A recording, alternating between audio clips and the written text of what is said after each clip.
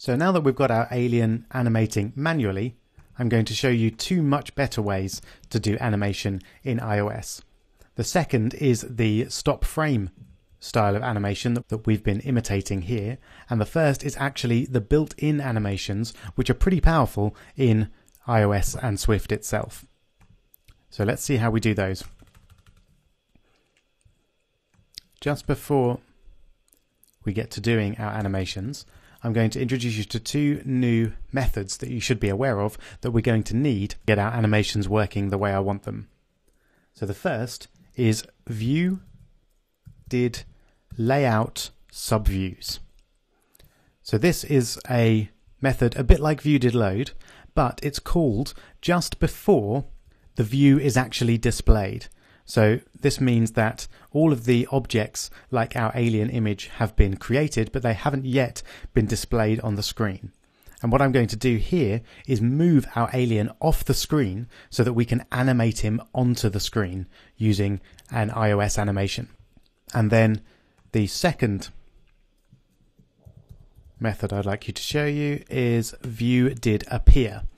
And that one, as you may be able to guess, is called just when the view appears, so the moment the user is able to see the screen that you've created. Okay, so what I'm going to do is first hide the alien off the screen, and then I'm going to bring him in using an animation. So to hide him off the screen, I need to get my alien,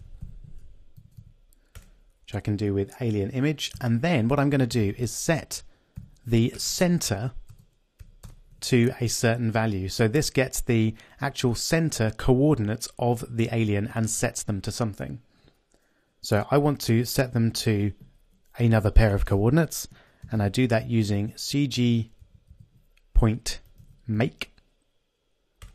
There we go. So this is what I use to create a coordinate or a pair of coordinates.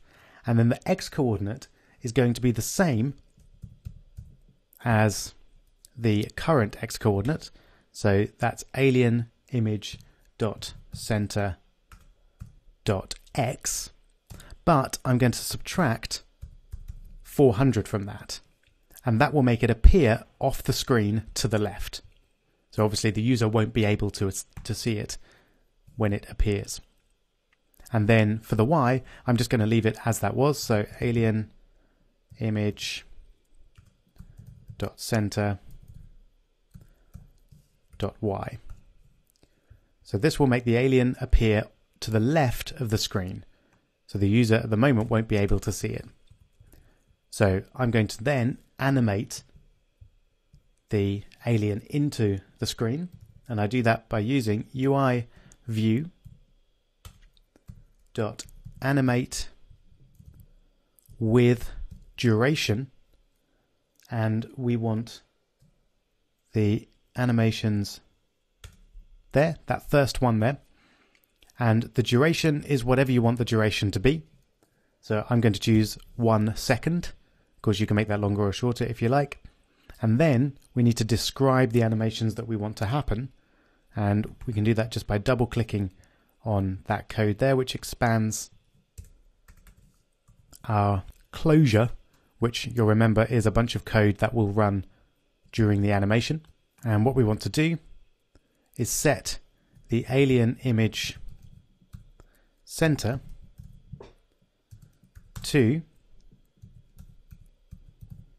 again, CG point make, and this time we want to take the alien image dot center dot x and add 400 to it, and that will bring it back to where it was originally before it was moved in this method here.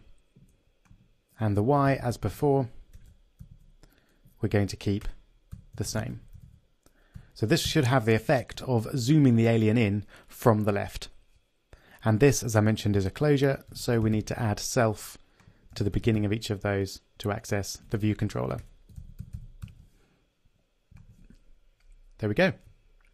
So now let's run that, and we should find that the alien zooms in from the left just as our app begins. And there we go. Fantastic. So that's how we get the image to animate in from the side.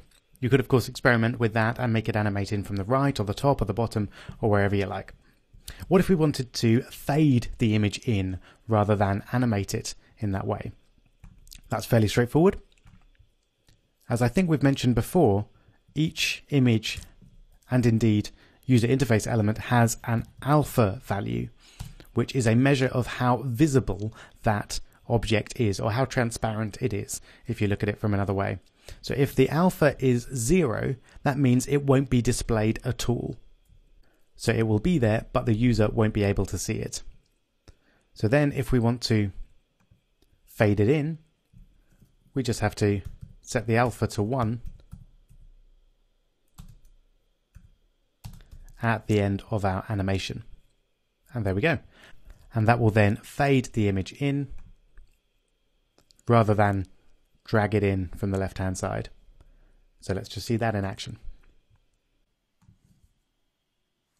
There we go. Fantastic. So that's how we do fades. The last type of animation I'm going to show you is changing the object's size.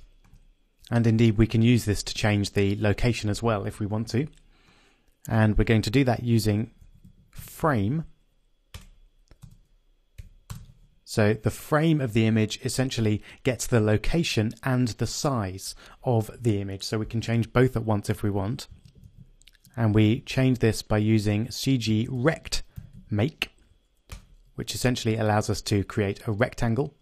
And that rectangle is made up of a pair of coordinates, X and Y, and then the width and the height of the rectangle. So I'd recommend trying out something like 120 for the X and the Y, and I'm going to initially set the width and the height to be 0, which again is another way of making it essentially invisible. And then I'm just going to copy that down. So we're going to change the frame from 120 0 0 to 120 100 200. So that will make it a lot larger, and it will just gradually bring the image in. Okay, so let's have a look. While we're waiting for that to load, I'll just say that in summary, we can essentially do any kind of animation here just by setting the image as in one state before the screen appears, and then in another state after the animation is complete, and use animate with duration to go from one to the other. There we go. Fantastic. So it's zoomed in nicely, both in terms of location and changing size. All right. So now I'm just going to show you how to do the stop motion animation style of things. So let's get rid of these methods. In fact, I'll comment them out so that they'll still be there, but we don't actually need them for this part. So remember, we already had our animation here, except it happened whenever the user tapped the button. So all we need to do is to create some kind of automatic way of updating the image. And we do that using an NS timer. So let's do this in ViewDidLoad. And what we'll do is we'll create a timer variable up here, and I'll call it timer, and that's going to be initially an empty NS timer. Just get the auto predict in there. There we go. And then we can refer to this here, and we use timer equals NS timer scheduled timer with interval, and we want the one with the selector. And you should remember this from the stopwatch app that we made. I want the interval to be 0.1 this time, so 0.1 of a second, because I want this to animate fairly quickly. And then target is just the view controller, which is self, and then the selector is going to be the name of our function, which I'll call do animation. User info is nil, we don't need that, and repeats is true because we want this to happen over and over. So now all we need to do is create our do animation method and take our code that did previously happen when we press the button and make it happen here. So then our timer variable created on viewDidLoad will happen every 0.1 seconds, and that will call the do animation method here, which will move the image on to the next image in the sequence. So let's take a look at that, and we should find that we get our nice animated alien without having to hammer on the button. There we go. Fantastic. So you've learned a lot about animations in iOS in this video. I'm just going to set you a little challenge, and that's going to be, can you change this button so that it starts and stops the image from animating? Small challenge for you there. Good luck.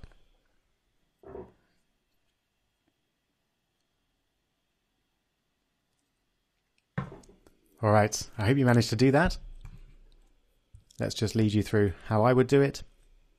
First of all, I would jump to the storyboard and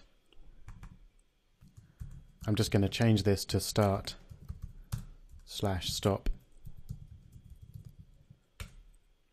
animation, and then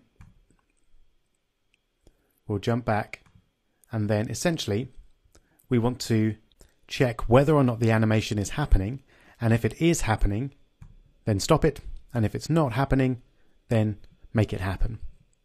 So let's have a variable is animating,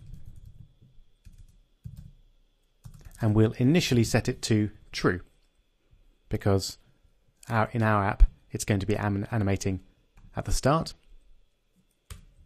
And then, so when they press the button, we want to check to see if is animating is true. Then we want to stop it, so we can use timer invalidate, which will cancel the timer and stop this process from happening. And else, i.e. is animating is false, then we want to do the same thing that we did on viewDidLoad, which is restart that timer. And then just before we run this, we need to actually change is animating to reflect the truth about whether or not the animation is actually happening. So that becomes false. And here is animating becomes true. Okay. So you could also update the actual text of the button to reflect whether it's a start or a stop, or a stop or a start. But I'm just going to leave my code at that because that should do the job. Here we go. So we're jumping up and down merrily. If I tap start and stop, he stops. And if I tap it again, he's off. Fantastic. There we go. So now you've learned a lot of stuff about animations in Swift, and I hope if you're the arty type, hopefully your brain is buzzing with ideas about how you could use that in your apps. In the next video, we're going to use the skills that we have now with images to make a tic-tac-toe app. I'll see you there.